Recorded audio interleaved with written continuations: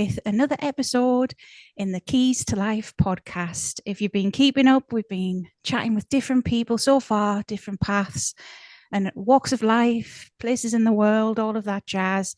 It's just to show that there is no one right answer here, and you can find your own way and whatever that is to you and what may resonate with you. If you like that, if you want to keep up, hit subscribe. And I've got a link tree for my things below. I offer readings. I've got a Patreon, all of that jazz. The lovely lady I've got on today, if you're interested in the left-hand path, she talks a lot about that, and that's what we'll talk about today. And her information is below as well. So yeah, check it out. Thank you. All right. So I'm joined by Dirah. Is that how you say your name, Dirah? Yeah, Dirah. Hi, it's nice to meet you. I know we haven't met before Who? today, but I have watched some of your videos and it seems really interesting what you do. So, yeah, what would you say your path is? What would you describe your practice to be? So my practice is definitely left-hand path in the sense of that it's based a lot on individual free thought.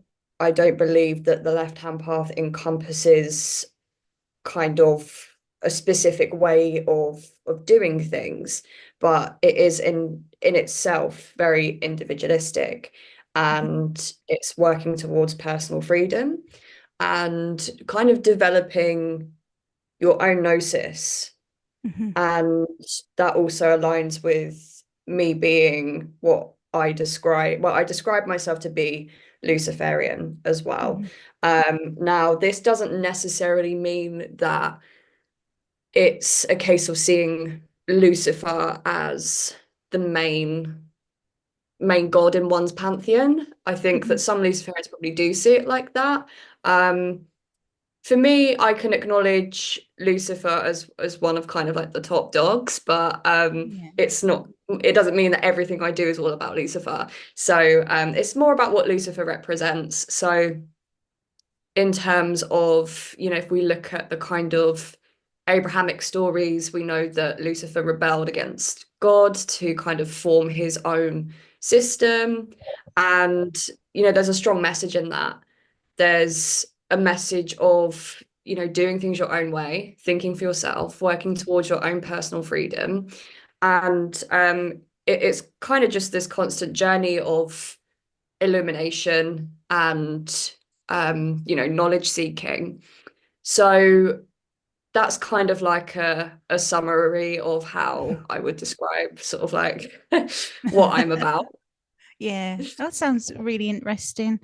I have dabbled a little bit in similar spheres, you could say. So I get it. I'm a bit like that too.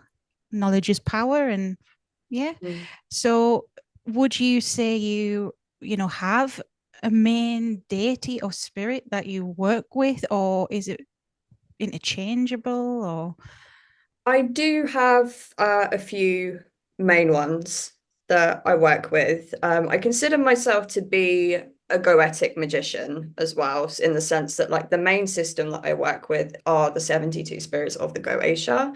yeah. Um, just because I think that the magical formulae in there is really cool and works, and a lot of it's based on planetary magic, and it kind of just tickles my brain in the right ways.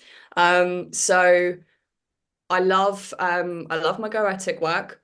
But not all of the spirits I work with are goetic. The ones that Yeah. I do work with that are goetic, Astaroth, Marbus, Boone, Belial, those are the sort of main goetics that I'll work with. And then we've got Mhm. Lucifer and Lilith, which aren't goetic, and even ones that aren't considered to be demons. So Yeah. Santa Maite, for example. So for me, I mean, I think when well, what my channel's all about is dispelling fear and misinformation.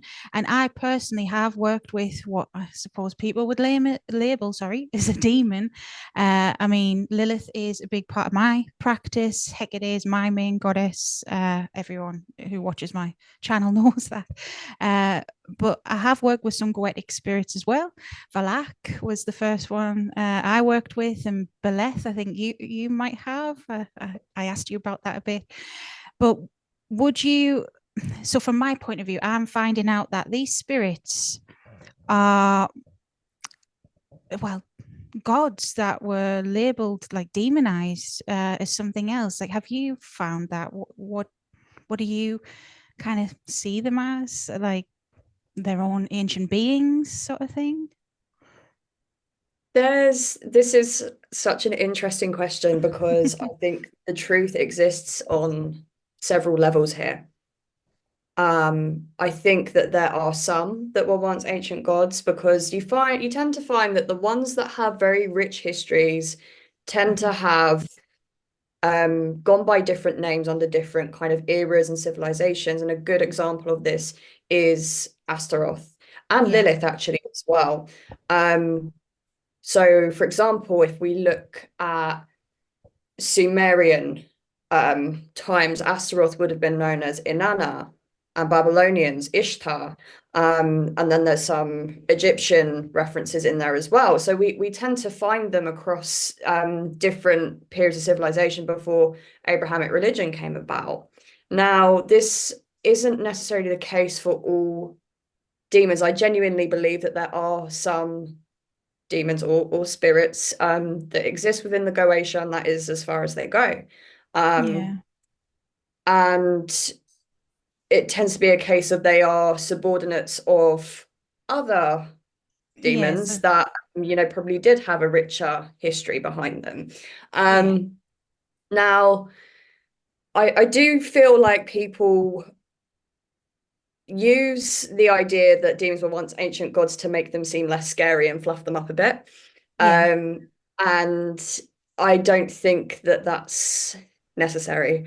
I think that, there is truth in it, but I almost feel like some people need that in order to feel like they can work with demons, like to think that it's okay because they are these ancient gods. And it's just like, yeah, but if they were just demons, it's still okay. Like yeah. whether Of they have a course. history or not, like you're good, it's fine. So yeah. Yeah, yeah. No, no, I get you. Uh, yeah. I'm trying to think of how to word this. I think for me, I am like with my channel, maybe I am more those fluffy people in a way because I see that there is not just because they're a demon, they're not all bad. We're all capable of good and bad things. You know what I mean?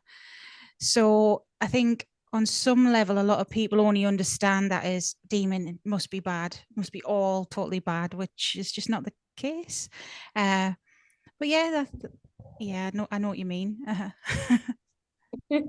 Yeah, it seems like if we look at how civilizations before Christianity viewed demons, not a lot of the there was never this kind of black and white categorizing of them until No, Christianity. So with the Egyptians, they kind of categorized demons into two categories. It was the wanderers and the guardians. The wanderers they tend to be a bit more temperamental. They could be malevolent. But then the guardians were kind of bound to a place, and their purpose was to protect that place. So yeah, they could acknowledge the kind of nuance there. And it wasn't this kind of black and white thing. They didn't believe that demons were inherently malevolent. They believe yeah, that some could be more temperamental to work with than others, but on the whole, that they were neutral. yeah. Which I think in the in the modern times, we've on the whole, unless you're more knowledgeable on this path sort of thing, we have fallen away from that. It is a lot of black and white thinking out there, so it is interesting to hear your point of view and how you view these things. That's why I've asked, obviously. uh, but do you work with any other sort of spirit, or have you in the past? Like, have you always been on the left-hand path? No, I haven't always been left-hand path. I'd say, like, for the most part, I have been. Um, I've worked with archangels here and there. And angelic work is fun. It hits different, definitely, Yeah. to working with demons. I definitely have my preferences with, my demonic stuff, just because it's what I know, and it's what, I just feel I've always just felt called to. But it just because you work with demons, it doesn't mean that like angels are off limits. I think people Yeah. think that as well, that like, oh, because then you're just like you can't bat for both sides, and it's just like No. how it works. There's not Yeah. this like fucking war going on like you think there is. And there's things that can be done, and like there are people that work with them both at the same time and don't suffer any kind of like crazy consequence of doing that. Now, the perspectives on this are interesting on kind of both sides. Left-hand path people might think that you're somehow betraying yourself and your path by doing something like that. And then people who are kind of right-hand path might think like, you basically both think the same, like, oh, just pick a side kind of thing. But like Yeah. that's not how it works. It's not a loyalty thing. Mhm. So yeah, I have done bits and pieces with angels, and it is something I am going to go more into in my craft at some point. I kind Yeah. of wanna finish my, if I can finish it, I don't know if I'll ever be finished, but my exploration of the Goetia. I'm writing a book about it, so I kind of want to do Mhm. that before I go into like a kind of new focus. But yeah, bits and pieces of archangels has been awesome. I work quite heavily with Santa Mote as well. Again, a lot of people have some misconceptions about that. Some might label her as demonic, which is just absolutely not the case whatsoever. And then other people may be like, well, she's a Catholic folk saint. How are you working with a Catholic folk saint when you are left-hand Mhm. path? And it's like, just because she's a Catholic folk saint doesn't mean you got to be Catholic. She's death. Death doesn't just come Yeah, to exactly. Catholics. So Mhm. yeah, that's a whole other thing as well. And I also feel like people on the left-hand path who work with Santa Mote might have a hard time acknowledging that she's a Catholic folk saint. They might kind of be like, oh, I don't really want to acknowledge that bit. I'm just going to acknowledge that she's death and that Christians made her into a Catholic folk saint. And just because you don't like something about a spirit, it makes you uncomfortable because of your stuff, doesn't mean Yeah, that you can erase that. exactly. So Yeah. yeah. No, I completely agree. I mean, with my channel, a lot of the time I do, I guess, come across like one of those fluffy people, but in reality, that's not the case at all. Like you've said, there is a lot of black and white thinking, and in this day and age, and we need to take a step away from that, because that's not how the universe works. There is good and bad and everything, light and dark and everything. you know Even the divine masculine and feminine, there is no clear cut answers, is there? So just because you're a left hand path practitioner and you're comfortable with that, and that's what you resonate with, and you're all right being labeled that, doesn't mean you couldn't explore any other aspects, and that's great, and really that's what we need to hear. I think so. I'm glad that you've said all this, and also the angel thing too. My friend who was on the first episode, she too is left hand path. Her main spirits are Asmodeus, Baal, Belial, or Belial, and she's just done the Sephiroth. Well, she's near the top of the Sephiroth. Well, you will have heard of that, I'm sure. So she's been working with all these angelic forces and spirits, even Raphael. And as Mm. someone who you would think Asmodeus and Raphael would not get along, but it's not like that. They haven't got a huge beef with each other, even though these grimoires might say it. We've got to also think, well, it's a product of its time as well, which I'm sure you'll know all about that if you're writing a book on it. Is there any particular angel that you've really like gelled with, or who shocked you, sort of thing, you know? So Cassiel was really cool to work with. And if we count Samael as an angel, because like obviously Samael Yeah. has a much darker aspect as well. So I've worked with Samael both in his darker and kind of lighter angelic aspect. And I gel really well with Samael.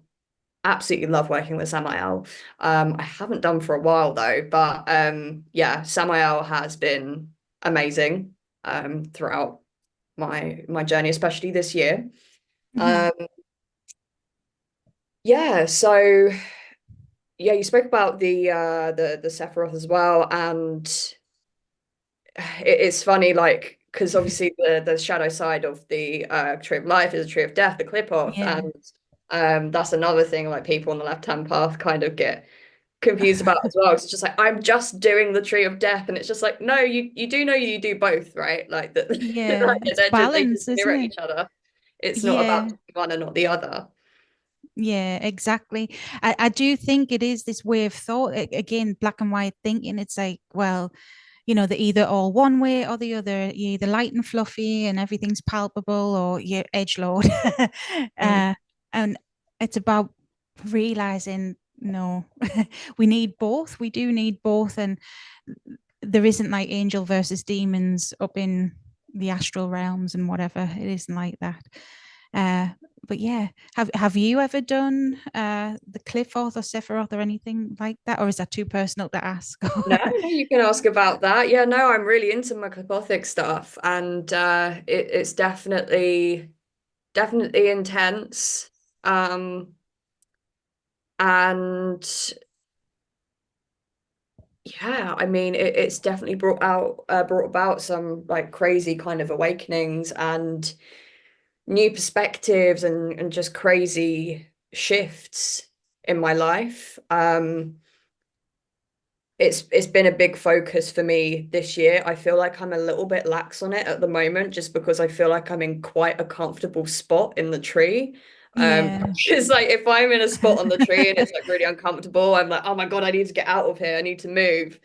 But where I am in the tree right now, I'm very kind of just like comfortable being here, and I feel like it's a little bit like complacent. But I think another misconception about working through a tree of life and tree of death is that it's linear and it's chronological, and it's that's not been my experience at all.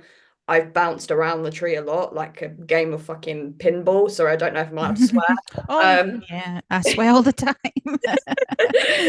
um, yeah, like a game of pinball. I feel like that's a much more accurate representation of it. I feel like it's chronological for a reason, because that's like ideal. You want to be equipped to go into the next Clefa or Sephira, based on the work that you've done previously. Yeah. But I can be a bit of a masochist and jump. So um, yeah, I went from Gamaliel, which is Yesod in the Tree of Life, to Thigarion, which is Tippereth in the Tree of Life, and that was crazy. That was a crazy shift. Because obviously there's a path going up. You're meant to go to Venus ideally after you've Yeah, certain gone ways, to isn't it? Mercury, yeah. Zigzag. And but no, yeah, I decided to do it that way because I wanted to apparently make things hard for myself. Oh, well, it's a personal path at the end of the day, even though Yeah, something might absolutely. be, yeah, you might have the guidelines, but throw them out, do what you Yeah, want. yeah. I always say the tree is a map open to interpretation. Yeah. Yeah, I agree. And I know, I mean, I haven't personally done that because that's not what I'm personally called to, but through helping my friend and like, listening to her going through it, she's, gone through a certain sphere, then had to go back and gone Mm. up two and back one. And yeah, so I understand what you mean. Yeah. So you've mentioned before Santa Muerte a few times, and actually, you're not the first on the channel to mention Santa Muerte. The last lady I spoke with did. Uh, so, how did you come to meet Santa Muerte? What happened there? I think it was quite near the beginning of my path, my journey and stuff. You know, I started out just kind of like reading my tarot and learning the basic kind of like witchy stuff, with like the elements, the correspondences, the planet, the moons and everything. Um, so and I didn't feel like I was really gelling with like any particular spirit. Like I reached out to a few and I was just sort of like, oh, I just don't feel like a connection. And then I remember being very drawn to Santa Maite and I kind of just did the thing, but set up an altar, made offerings, didn't really ask for anything for quite a long time.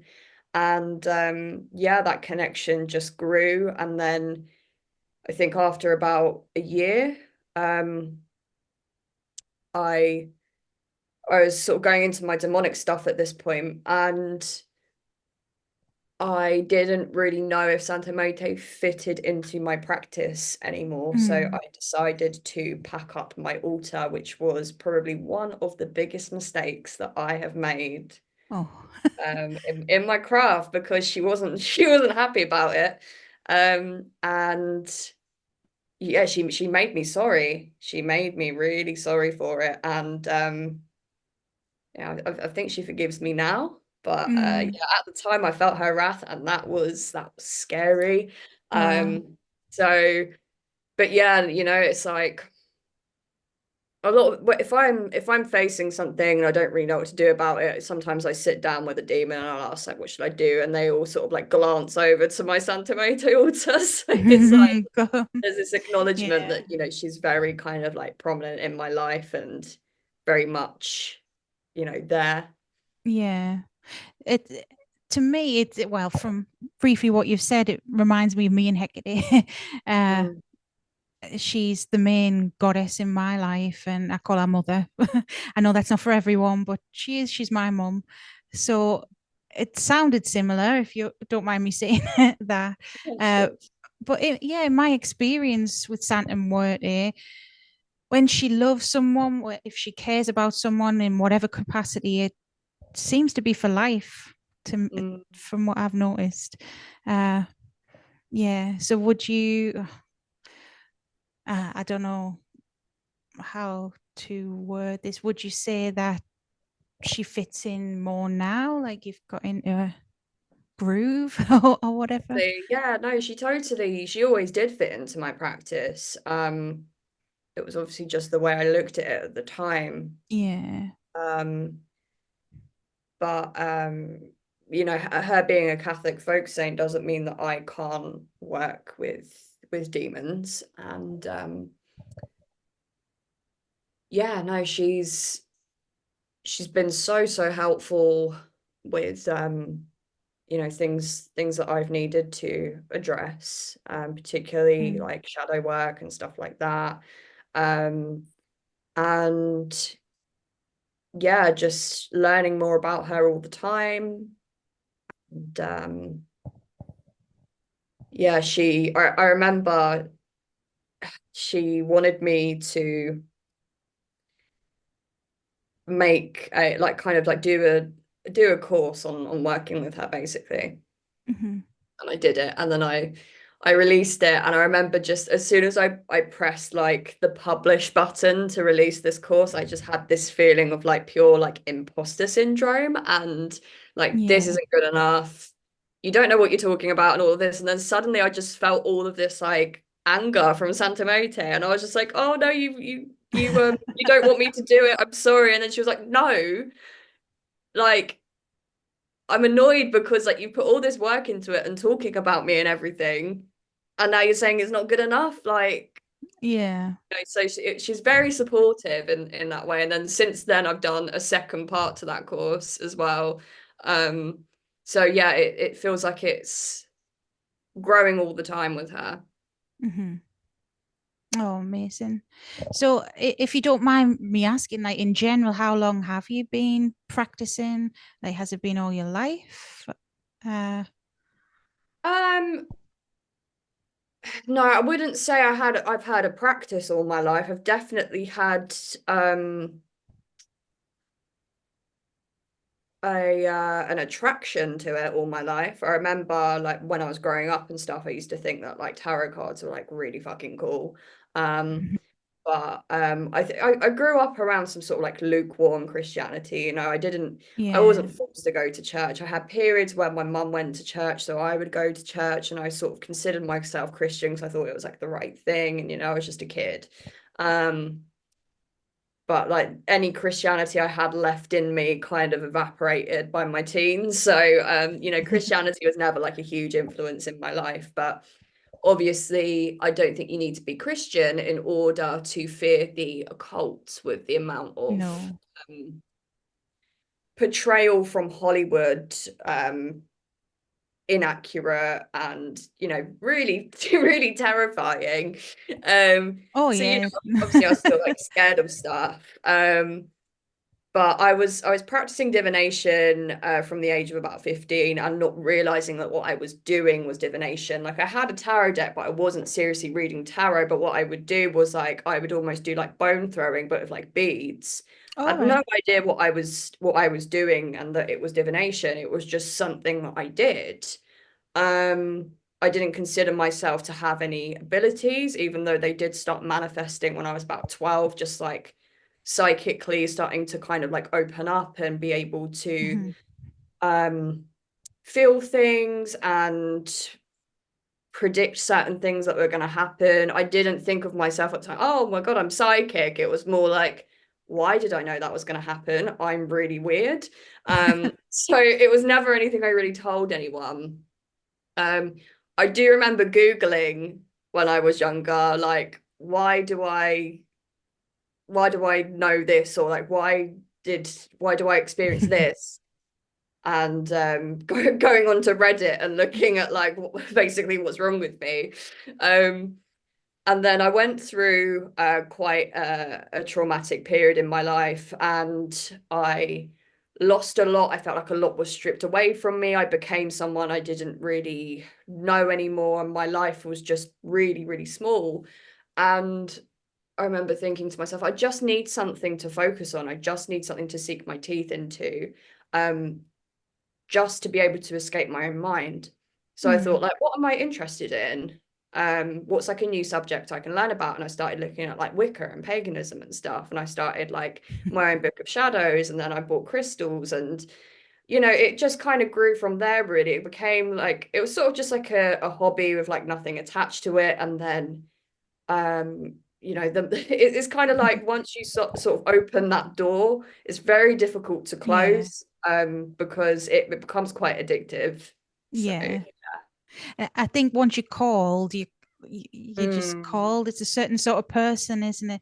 And it's funny you mentioned Wicca. I think a lot of us in Britain, especially, it was always Wicca that you sort of started with. I know when I yeah, was young, that's all there was. Well, I don't know how old you are. I'm nearly 35. I know.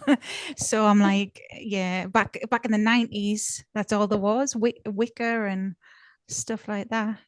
yeah. I mean, I feel like Wicca's like the most accessible thing Yeah. because it's quite pretty and because it's not very sinister, so people are like, oh, that's okay. And then when you sort of go down into it into like actual like witchcraft and stuff like that is when people get a little bit scared. Yeah, I think it's the whole like threefold law. I mean, if that's for you, Mm, fair enough. I'm not judging that, but it is kind of like fluffy in that way. No offense to anyone Wiccan listening, but it is. But speaking of spooky things that's happened when you're a kid, like I can remember some things when I was a kid seeing ghosts and not quite understanding. Like, is there anything that sticks in your mind that was like the spookiest thing that happened? yeah, no, there was loads of stuff. I I definitely like saw stuff when I was a kid. Like I'm 100% like sure of that. And I think from the age of about like 16, I started to have quite scary experiences. And I think that was a lot to do with the house that I moved into at the time. Mm. Uh, just very like dark, low vibrational energy in that house. And Oh. um, I started to have things like sleep paralysis. And what I learned about myself a lot later in life was that I'm very open astrally, Mhm. and this might seem like a good sort of natural ability to have, but my downfall is that I'm not very good at controlling it. I can't astral project or lucid dream at will. If I want to fly out of my body and travel, I'll do it completely by accident. Um, Mhm. Oh. which means that sometimes I end up in situations that ideally I don't want to be in. And when I was a lot younger and all of that stuff was starting to open up, I crossed paths with things that weren't very nice. And it was really unpleasant. So definitely had some pretty scary experiences there. Nowadays, though, whenever something like paranormal happens, um, there's a lot less fear in the sense that like I know how to deal with it now, Mhm. and there's also more so an element of humor to it. Yeah. So the most recent thing that happened was it was the house I was living in before I moved here. And I was just, going about the house, like doing my thing. And I hung up a hoodie on my flatmate's door, just to like move it and put it outside his room or whatever. He wasn't in the house at the time, he was away. So I was at home on my own, and I was like, oh, this hoodie on the bedroom door. I heard singing coming from the other side of the door. And I was like, I stopped for a minute and I just like thought for a second, and I was like, oh, okay, there's just like something in the Yeah. room, like, and I just sort of laughed it off. And then I carried on doing what I was doing around the house, and I heard all this banging in the room. I was like, okay, maybe I should like go check what's going on in there. So I opened the door, and the TV was on. Um, and what was on the TV was I think like The Exorcist or something. Oh, right. So I was like, okay, it's playing a very funny joke. So I ended up doing a banishment ritual. I kind of called up Beelzebub to try and help me out, and worked on getting rid of the thing. Um, and yeah, so obviously like my housemate was away, and I texted him, I told him what happened, and he fucking shot himself like Oh, God. I mean, well, now I wouldn't, but I would have if I was. I call them muggles. Still, me and my friends say, "Oh, muggles." So if I was a muggle, yeah, I know what you mean. yeah. When I think this would be good to talk about because I have had quite a few dealings with, I call them astral parasites, negative entities, tricksters, that sort of thing. Uh, because I do feel there's, again, that black and white thinking, that misconception that, well, demons do that. They could if they want, don't get me wrong, but there are entities and nasty things out there. So maybe a different perspective because I've spoke about how I deal with them and my experience, but like how do you deal with them? So I feel like it's sort of like a step-by-step process for me. I take my precautions before I go into ritual. I'll do a banishment ritual before my ritual. And I feel like the more you work with your spirits, the more you get to know what their energy is like, and the less likely you are to be tricked by something because you'll feel off and you'll be able to interpret that, that's not what I want to be working with. So, I do my banishment ritual, I do my ritual, whatever. If I feel like something's come through, I will banish again. If that doesn't work, I may have to call up someone like Beelzebub, as I mentioned, to help me get rid of it. Yeah. Um, if that doesn't work, I have a friend that's an exorcist who is brilliant at what he does. And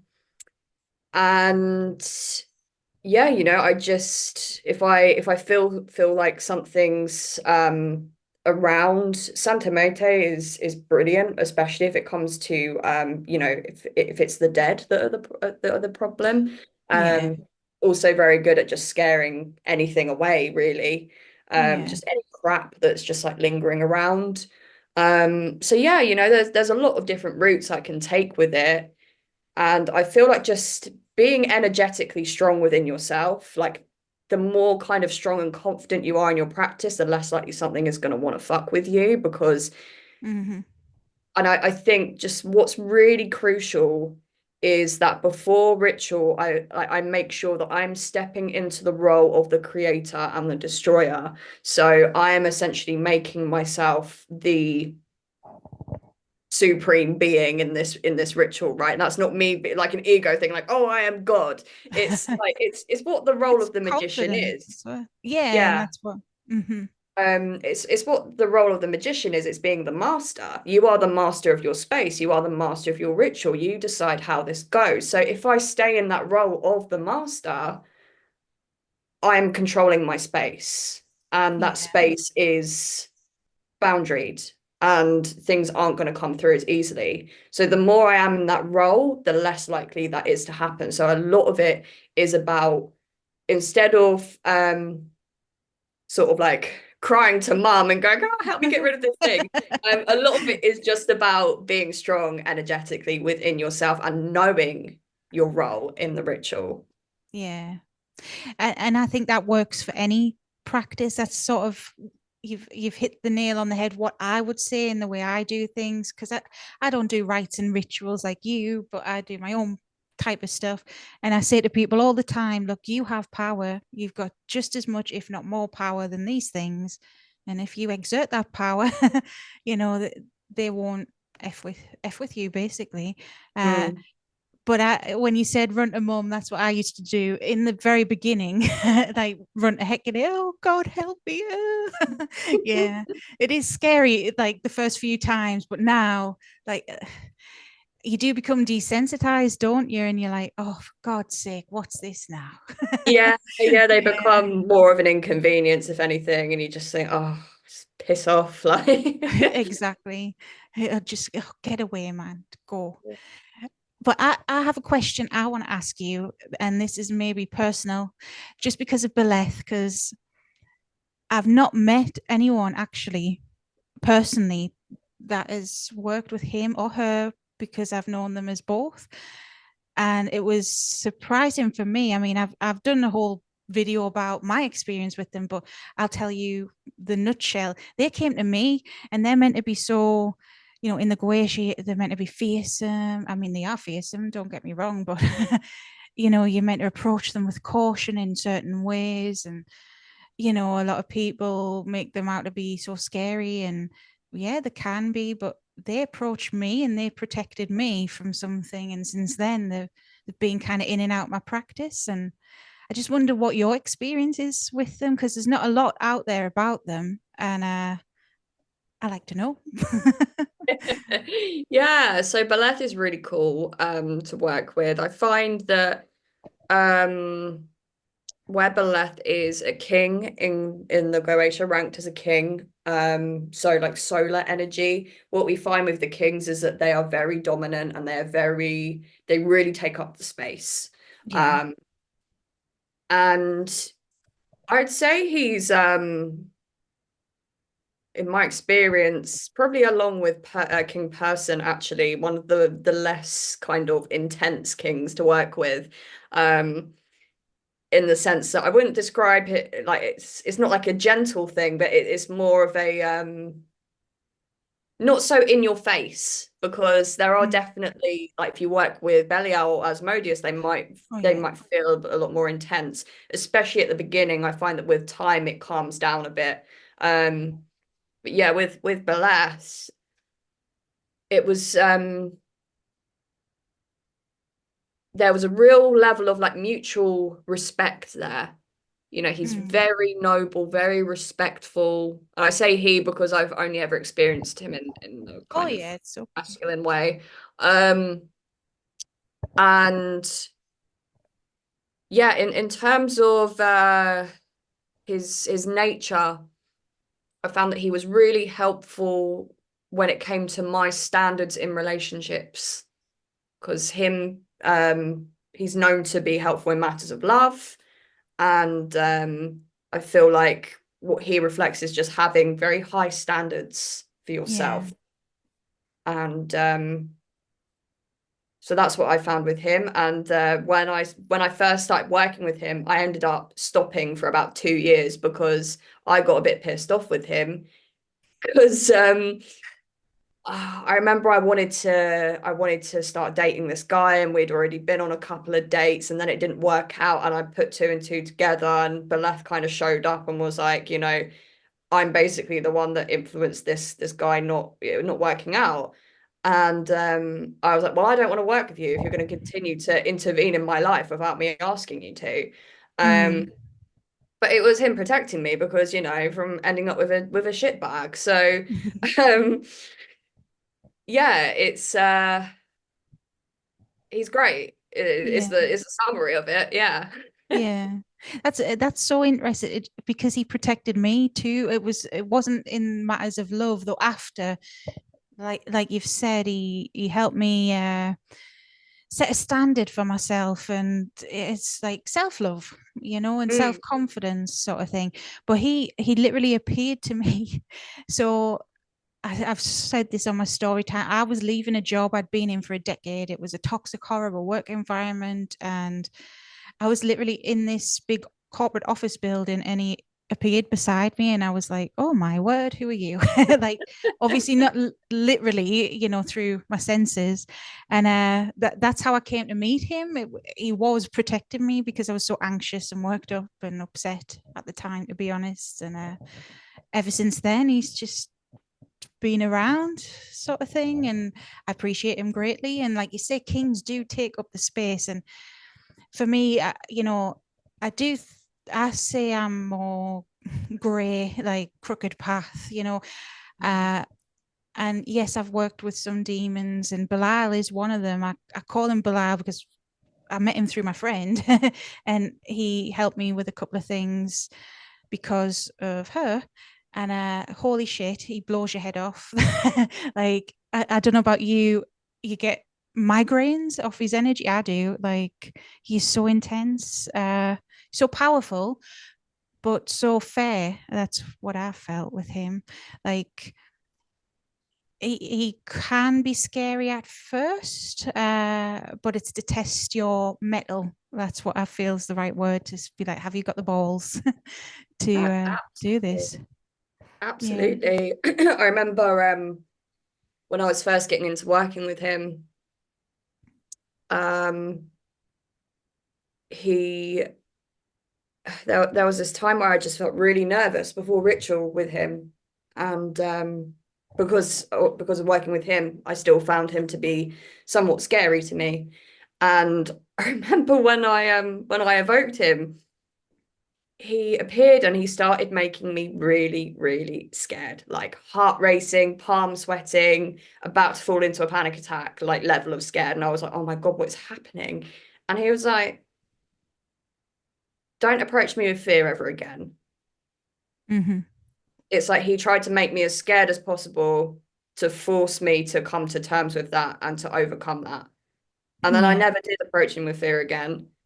And now when I work with him, it actually feels incredibly peaceful and just Yeah. really simple. And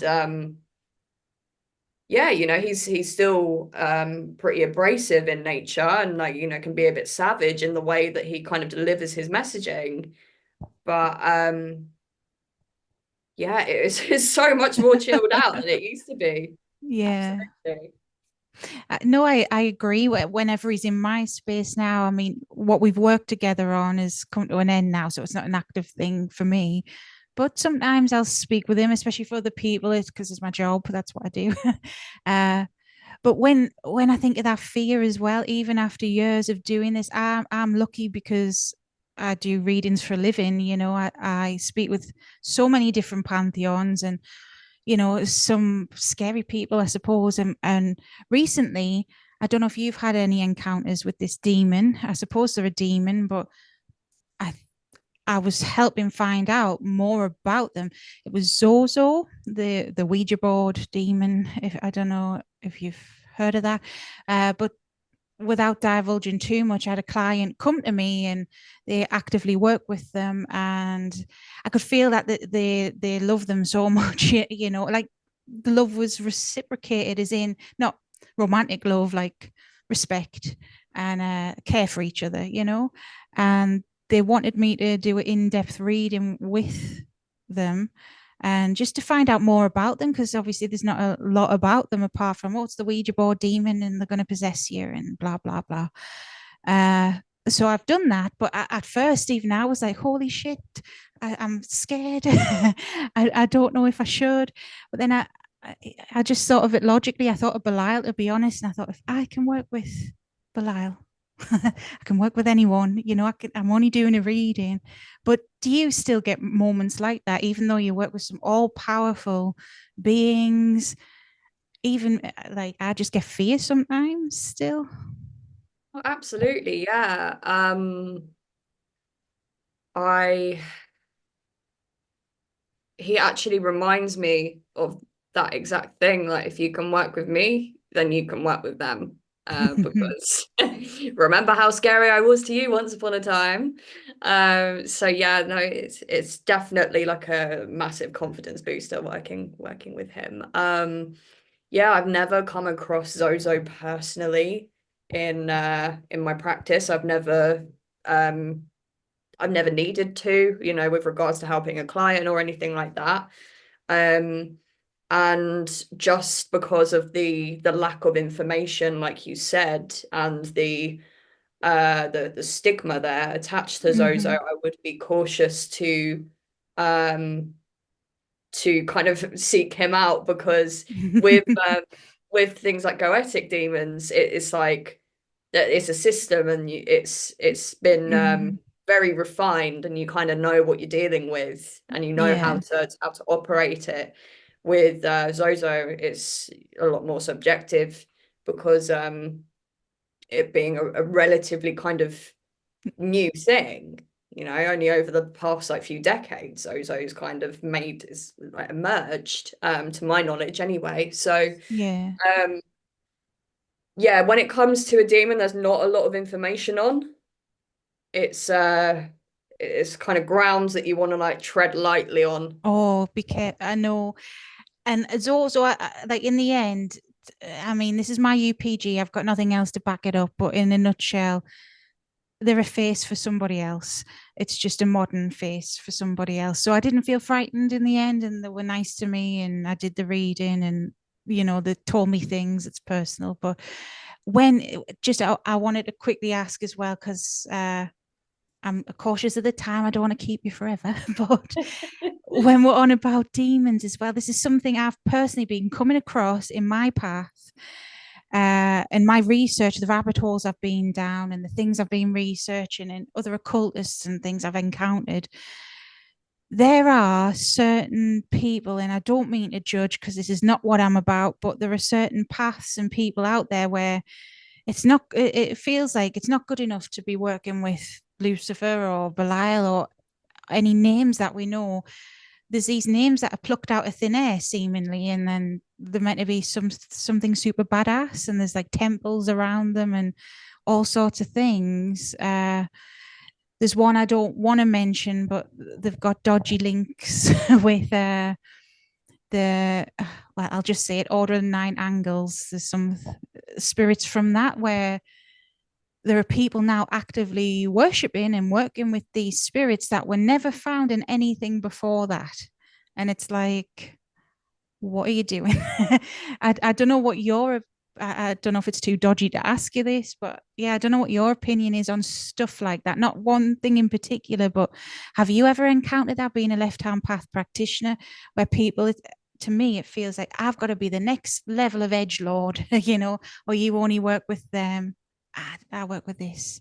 Yeah. Yeah, no, it's a dick swinging contest. It's Yeah. who's got the biggest bollocks, like, and it doesn't prove anything to anyone. If the people that fall for it are sadly people that probably just really want to learn and really want to be good at it, but at the same time probably are seeking out some level of power for not the best intentions. And when I say best intentions, I don't necessarily mean evil intentions. I mean things that probably just aren't good for them. Yeah. A lot of the time, what we want, and this is what I find with people that ask me to guide them into like the occult and demonology and things like that. Sometimes, um, it's for intentions because they want something, and it can be love or it can be wealth, but it's things that aren't meant for them, and that's what Yeah. I mean by it, and it's sad to see, but it's a real thing, and people profit off of that, unfortunately, especially people like you mentioned. But when it comes to this whole kind of emergence of spirits and entities of like order of nine angles and things like that, it's difficult when it comes to things like that because there could be legitimacy in the existence of the entities and the ability to work with them, but unfortunately, it's tainted by the organization that have brought it about. So it doesn't mean that it's not necessarily functional, Mm. but it does leave the question because of the source. Mm-hmm. So, yeah, no, it's an interesting one. It does it is portrayed that it's not enough to just like work with Lucifer, but like what is enough? Like it's enough if you don't work with Yeah. Lucifer, it's not about it being enough or like who can work with the most like supreme being possible. All of that is just an illusion anyway. It's an illusion of It power. is, isn't it? It's the And like ego in it, yeah, really. exactly. And if that's what you're working on in your practice, then that's not inspiring to me at all. That doesn't inspire me in my practice. I'm not interested. Yeah. No, I understand. Yeah, I just wondered what you thought about it because that's been a recent thing for me. I'm seeing all these things and I'm like, what on earth is all of this? Even like in my head there, I thought of Tiamat, amazing, amazing deity, so ancient, so powerful. We know she is, but even she's bastardized sort of thing and turned into something else, because of ego dick swingers. Yeah. That's the sad thing. It's either all fluffy, oh, it's everything's lovely and cute, or edge Mm. lords, isn't it? Yeah, yeah, it's about mastering that balance. You want to say anything else or anything before I Um, go? no, just thank you so much for having me on. It's been a really cool conversation. Oh, thank you. It was nice meeting you too, and we should do it again sometime. Yeah. Yeah. And if you guys listening or watching are interested in more episodes like this, hit subscribe. Have a look at Dirah's work. She's got a YouTube channel too. All her stuff's linked below. And as I always say on my channel, this is cheesy, but stay safe, stay witchy. Bye.